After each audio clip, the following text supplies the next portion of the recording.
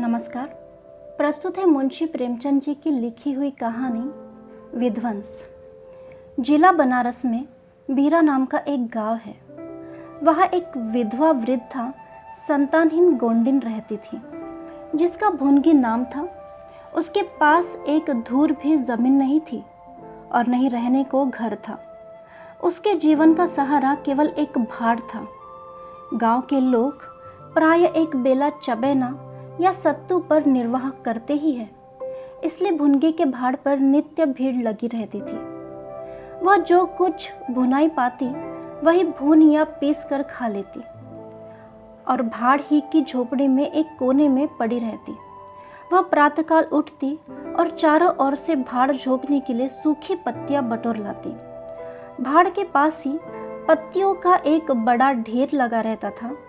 दोपहर के बाद उसका भाड़ जलता था, लेकिन जब एकादशी या पूर्णमासी के दिन प्रथानुसार भाड़ नहीं जलता या गांव के जमींदार पंडित उदयभान पांडे के दाने भुनने पड़ते, उस दिन उसे भूखे ही सो जाना पड़ता था। पंडित जी उससे बेगार में दाने ही नहीं भुनवाते थे, उसे उनके घर का पानी भी भरना पड़ता था और कभी कभी इस हेतु से भी भाड़ बंद रहता था। वह पंडित जी के गांव में रहती थी, इसलिए उन्हें उससे सभी प्रकार की बेगार लेने का अधिकार था। उसे अन्याय नहीं कहा जा सकता। अन्याय केवल इतना था कि बेगार सूख ही लेते थे। उनकी धारणा यह थी कि जब खाने ही को दिया गया तो बेगार कैसी। किसान को अधिकार है कि बैलों को दिन भर जोतने के बाद शाम को खूंटे से भूखा बांध दे।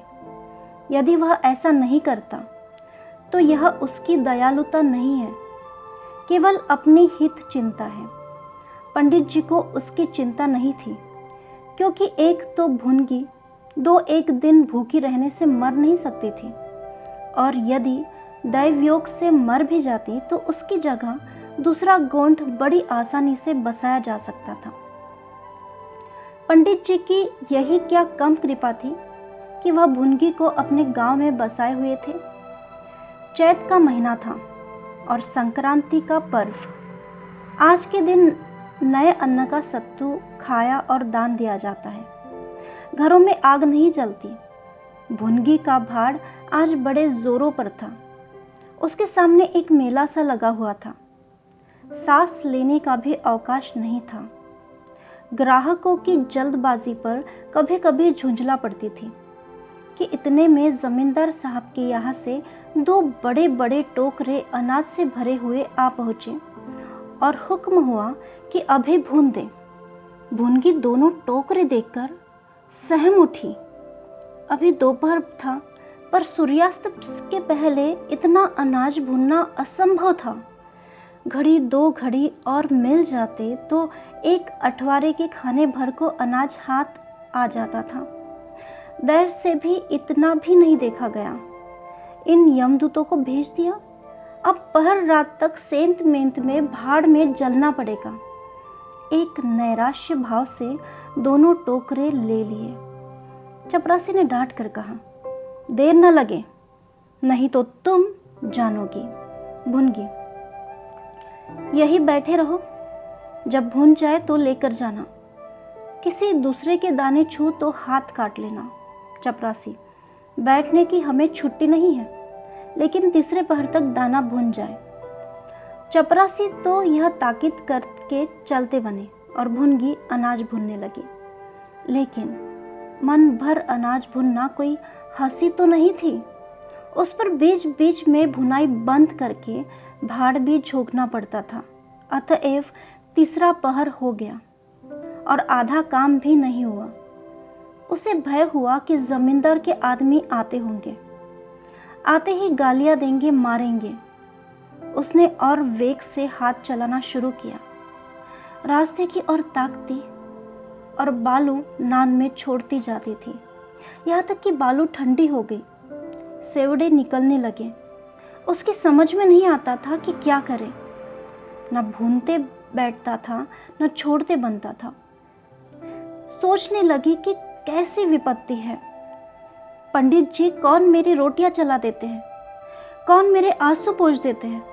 अपना रक्त जलाती हूँ तब कहीं दाना मिलता है, लेकिन जब देखो खोपड़ी पर सवार रहते हैं।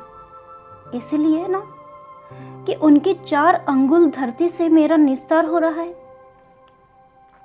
क्या इतनी सी जमीन का इतना मोल है? ऐसे कितने ही टुकड़े गांव में बेकाम पड़े हैं, कितनी बकरियां उजाड़ पड़ी हैं, वहां तो केसर नहीं उपजती, फिर मुझे पर क्यों यह आठों पहर धौस रहती है? कोई बात हुई और यह धमकी मिली कि भाड़ खोद कर फेंक दूंगा, उजाड़ दूंगा। मेरे सिर पर भी कोई होता तो क्या बौछारें सहनी पड़ती? वह इन्हीं कुत्सित विचारों में पड़ी हुई कि दोनों चपरासियों ने आकर कर्कश स्वर में कहा, क्यों री, दाने भून गए क्या? बुनकी ने निडर होकर कहा, भून तो रही हूँ, देखते नहीं हो? चपरासी, सारा दिन बीत गया और तुमसे इतना अनाज नहीं भुना गया। यह तू दाना भून रही है कि उसे चौपट कर रही है? यह तो बिल्कुल सेवड़े है, इनका सत्तू कैसे बनेगा? हमारा सत्यानाश कर दिया। देख देख तो आज महाराज तेरी क्या गति करते हैं। परिणाम यह हुआ कि उसी रात को भाड़ खोद डाला गया और वह अभागिनी विधवा निरावलंब हो गई। बुनगी को अब रोटियों का कोई सहारा नहीं रहा। गांव वालों को भी भाड़ के विध्वंस हो जाने से बहुत कष्ट होने लगा। कितने ही घरों में दोपहर का दाना ही मयस्सर नहीं होता। लोगों ने जाकर पंडित जी से कहा कि बुढ़िया को भाड़ जलाने की आज्ञा दे दीजिए, लेकिन पंडित जी ने कुछ ध्यान नहीं दिया। वह अपना रोब नहीं घटा सकते थे। बुढ़िया से उसके कुछ शुभ चिंतकों ने अनुरोध किया कि जाकर किसी दूसरे गांव में क्यों नहीं बस जाती, लेकिन उसका हृदय इस प्रस्ताव को स्वीकार नहीं करता। इस गांव में उसने अपने अधीन के 50 वर्ष काटे थे। यहाँ के एक एक पेड़ पत्ते से उसे प्रेम हो गया था। जीवन के सुख दुख इसी गांव में भोगे थे। अब अंतिम समय वह इसे कैसे त्यागे? यह कल्पना ही उसे संकट में जान पड़ती थी। दूसरे गांव के सुख से यहाँ का दुख भी प्यारा था। इस प्रकार 1 महीना गुजर गया। प्रातःकाल था। पंडित उदयभान अपने 2-3 चपरासियों को लिए लगान वसूल करने जा रहे थे। कारिंदों पर उन्हें विश्वास नहीं था। नजराने में, डांड बांध में, रसूल में वह किसी अन्य व्यक्ति को शरीक नहीं करते थे। बुढ़िया के भाड़ की ओर ताका तो बदन में आग सी लग गई। उसका पुनरुद्धार हो रहा था। बुढ़िया बड़े वेग से उस पर मिट्टी के लोंदे रख रही थी।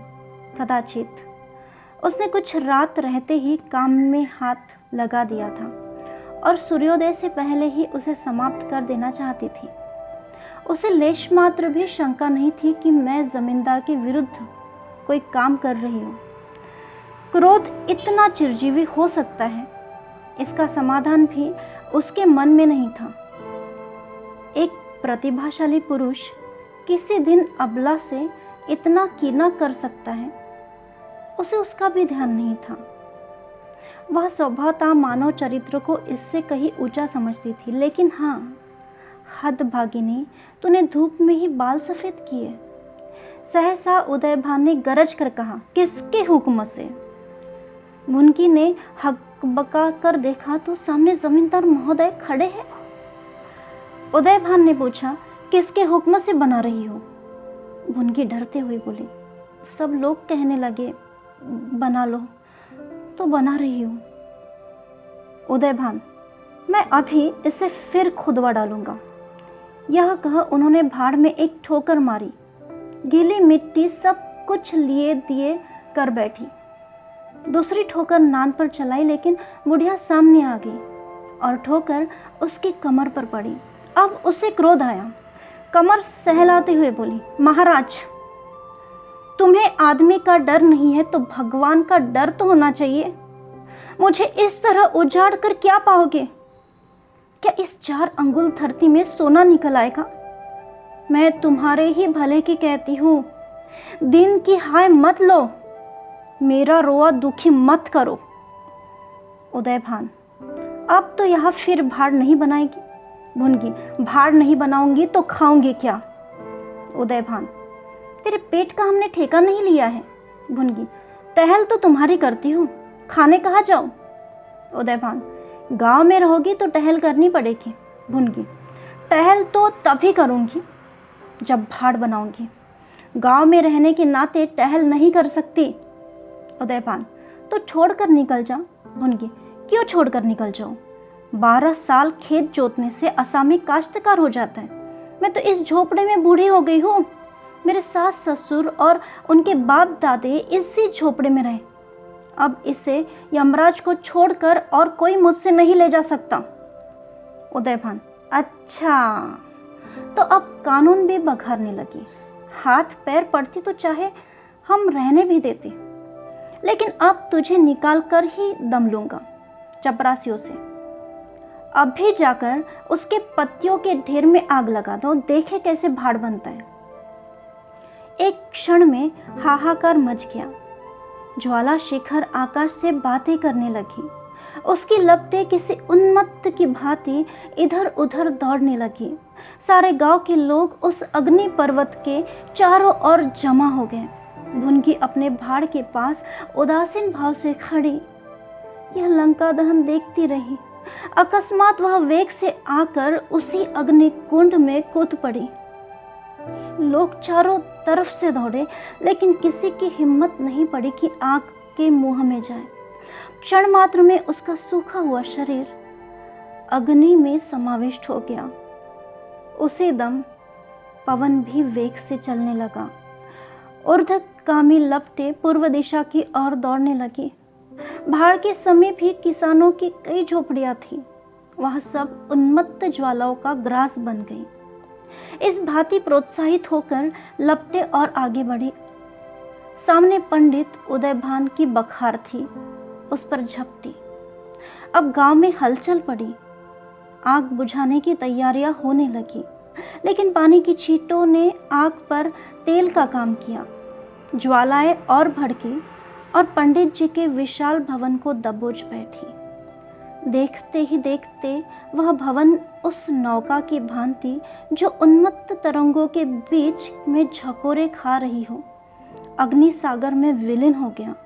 और वह क्रंदन ध्वनि जो उसके भस्मावशेष में प्रस्फुटित होने लगी, भुनगी के शोक में विलाप से भी अधिक करुणाकारी थी। कहानी सुनने के लिए बहुत बहुत शुक्रिया दोस्तों। फिर मिलते हैं एक और नई कहानी के साथ। तब तक के लिए आज्ञा चाहती हूँ। धन्यवाद।